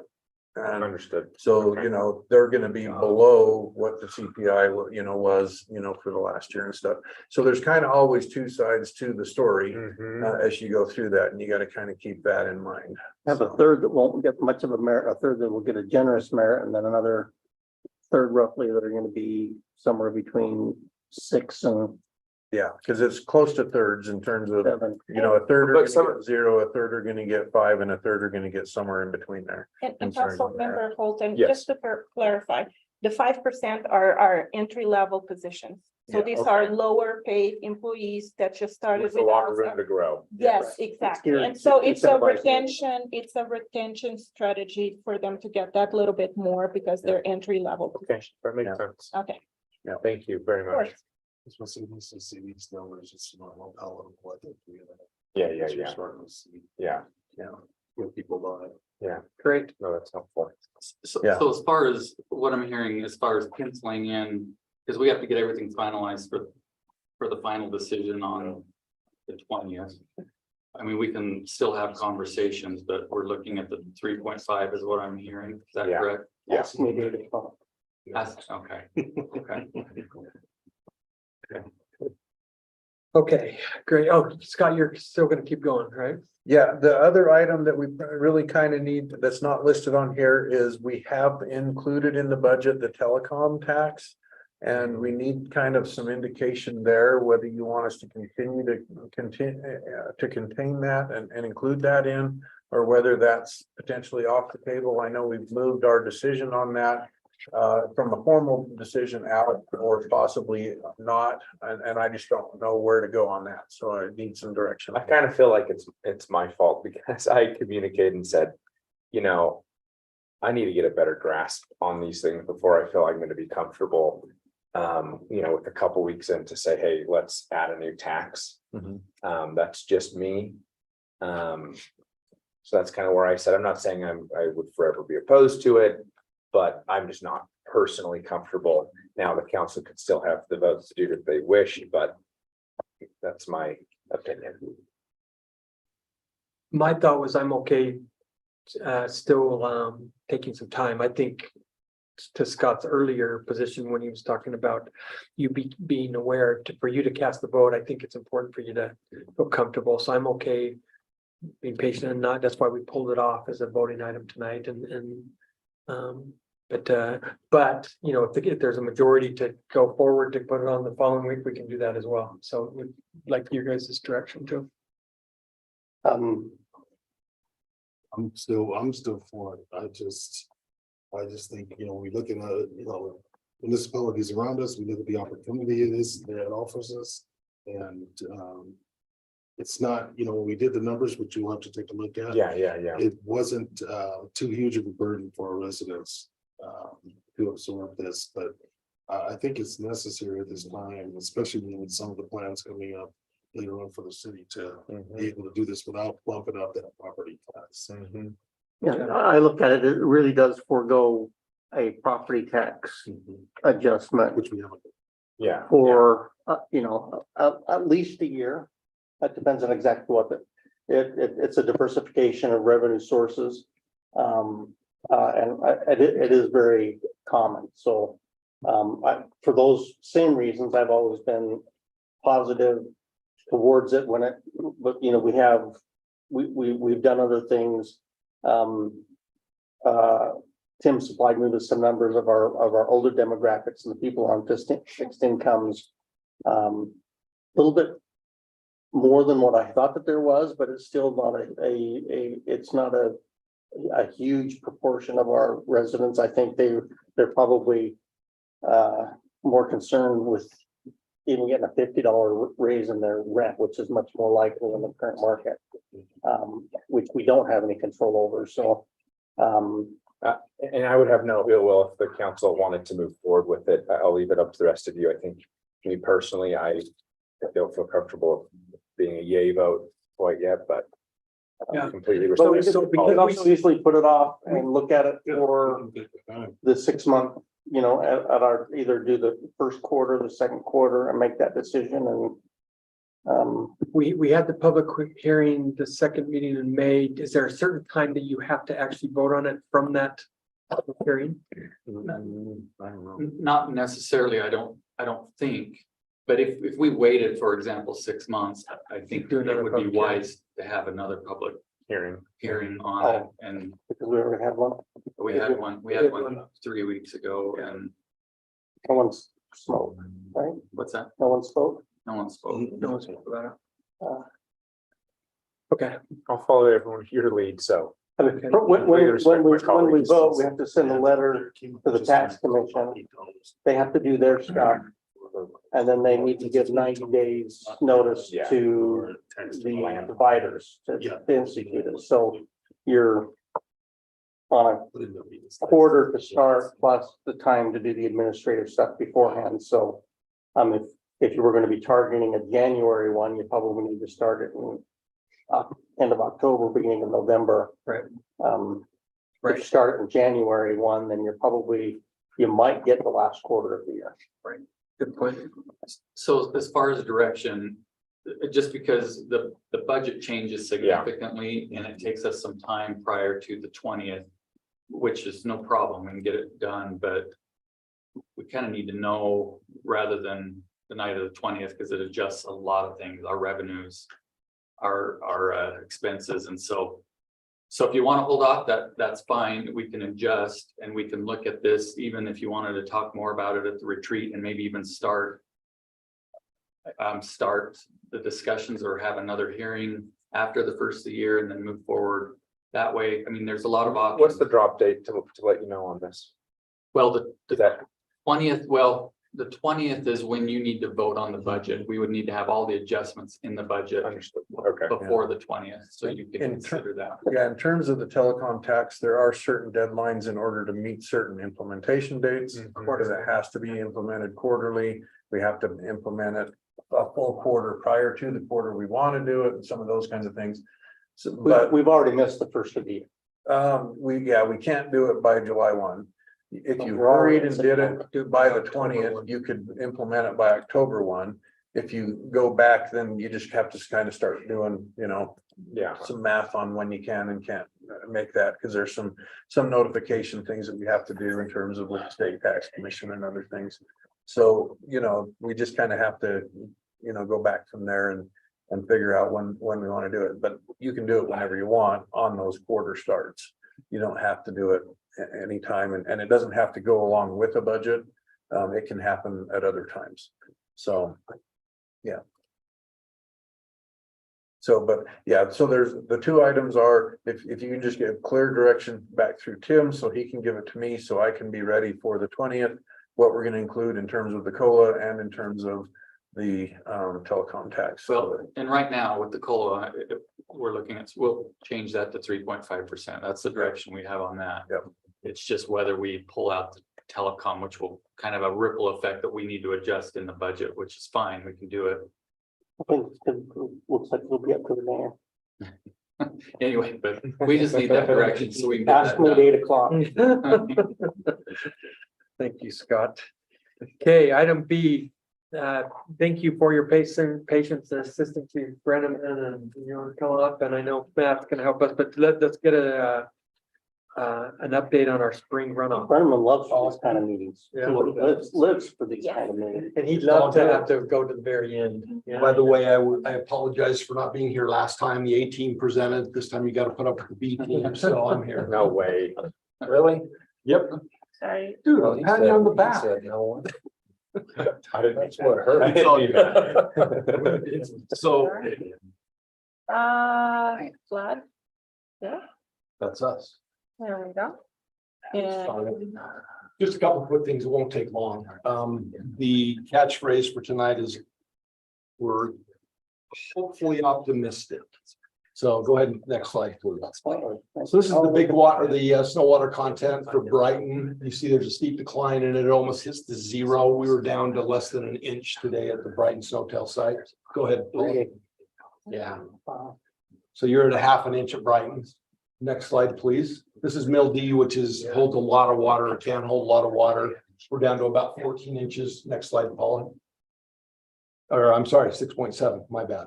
So Mill D is just about bare. Go ahead, Paula, next slide. This is the big one. This is Little Cottonwood that affects Little Cottonwood Creek. Steep decline, but we're still at 26 point something inches of snow up there. Snow or water? Water content, sorry. Okay. Snow water Still content. at 26. 26.4. It was Go ahead to the next one. 30. Right there. Next slide, please. So it's 26.4. So we're below 30 for the first time. So we're doing well. If you'll notice though, we're going down about 2 inches a day. So we're about 14, 15 days out from being completely done with that snowtail site. Next slide, Paul. Here's your temperature forecast for the next 6 to 10 days. You're below average temperatures and above average precipitation. But we've seen rain throughout the last 3 weeks and it hasn't really dramatically affected where we're at or what flows we've seen. Go ahead, Paula. 30-day forecast. We're kind of, it's a coin flip for the next 30 days as far as temperature. And we're definitely above normal in precipitation, but realize these are just simply guesses. The further out we go, the more likely it is that it or the less likely it is, it'll be what's represented there. Go ahead, Paul. This is the one that we've been watching a lot, and this was kind of witchery in my opinion. If you look on the left, this is Big Cottonwood Canyon. These are projected stream flows, and this is provided by the USDA, the National Weather Service. On the left, you've got the observed, that kind of dark line below the jagged purple line. That's what actually happened. On the right is the green, that's projected. They haven't been right all year. We've been significantly lower in Big Cottonwood than we have been the actual results. So right now it's well below, go back, Paul, please. So right now it's well below flood stage and action stage. One thing we learned a couple of weeks ago, action stage on the graphs, when you look at those, the stream flow charts, action means that Solid County Flood Control is paying attention. That's literally all it is. That's a tickler for them to pay attention. So on the right is Little Cottonwood Canyon, once again, significantly below flood stage. We haven't been above 500 for the last probably week and a half. So we're doing really well. Go ahead, Paula, next. What do we know and cautiously optimistic? Short and long range weather forecasts are favorable. We've had no reports of flooding issues to date, none. Snowpack water content is diminishing by 2 inches a day, which I pointed out. The one thing we learned last week from Solid County Flood Control is there's 80 inches of water left up there, but it's at 11,000 feet on north facing slopes. When I asked the question, what does that mean and why are they just springing that on us now? They said, well, that's the actual water content of that area. But the capacity, if you were to combine 80 inches all around up there, we'd have a real problem. But the capacity of Little Cottonwood Creek and the 80 inches left up there as of last week, there's not a concern. They said there is not a concern. They used the terms that they think were out of the woods. Wow. That's what they said. Now, having said that, if we get 90 degrees for 4 days straight next week, we're still going to have some issues because there's still a lot of water up there. Every day we can keep a nice 2 inches coming down, shade in the afternoon or clouds in the afternoon, not a ton of water. We're looking good. There's no immediate concerns on the forecasting that we see. We still have 19,000 sandbags. That's gone down by about 3,000. I took a tour today and there's a lot of empty pallets, so people are still collecting them. The biggest issue we've got facing us in the short term, well, not the short term, but in the future is the recovery phase. And that's what do we do with all those sandbags? Solid County has a plan and a program. They're going to start to collect those at various locations, one of them being Crestwood Park. They wanted to use our public works yard, but we don't have that capacity right now to do the construction. So Crestwood Park will be a recovery zone. They're also going to. And we've done it there before. They have, and we're pretty confident that they'll deliver some other resources should we need them in different locations, but that has not been worked out as of yet. That will be the ask. But anyway, long story short, I think the 92,000 sandbags we got filled through volunteers worked. Yeah. I really do. I think if we'd have filled 10,000 like a certain city announced a while ago that they were well prepared, we might have had Murphy slapping us. So long story short, I think 1 week from now, Matt, correct me if I'm wrong, 1 week from now, we'll talk. We'll have a good idea. We'll have a good idea. We're cautiously 2 weeks from now, you'll have a good idea. Sir, I think we're done in 2 weeks. Yeah. But once again, Paul, we don't ever use the Q word in my business, right, Robbie? The Q word. Is witchery a term of art? No. Emergency management, Phil. It is art, so. Salem, Utah's elsewhere. Yeah, so anyways, that's what I know. Matt, what else have I missed? What do we need to add? For the record, Paul made that prediction, not me. That is true. I've struggled with it, but I think, yeah, we'll see. No, everything's going well right now. Creeks are clean, inlets are clean. It's been pretty nice. On behalf of the council, we can't thank you enough for all you've done. We know the work that you've gone into. Matt's guys have done the heavy lifting. They really have, so. We have experienced individuals that have really made a difference. So thank you all, honestly. So next year we'll film 92,000 again, just to make sure we don't get slapped, right, Matt? Yeah. Let me just keep them. Yeah, that's not a possibility. We've had that asked. Where can we store them? It's not They possible. don't, they purposely don't hold up that long because you don't want them to, if they don't get picked up, they end up in the Salt Lake. And we really want to take that chance. That we try and deploy them, they don't work and how it pants down, so. No, we're great. All right. Thank you. Appreciate it. Witchery, it is an official. Witchery is now. So, item 6, the review of calendars and upcoming events. So the only thing we have listed is the July 27th to 29th Cottonwood Heights Colorville Days. Volunteers and sponsors needed, please contact Dan Joe if interested. I will mention there's about 24 hours left, 23 hours left to file for the District 1 and District 2 council seats. And then as far as we do not have a closed session scheduled for today, so I'll at this point accept a motion to close our work session and enter into our scheduled 6 p.m. CDRA meeting. We adjourn the work section. I'll second. All in favor, say aye. I I Any opposed? We're adjourned. Thank you.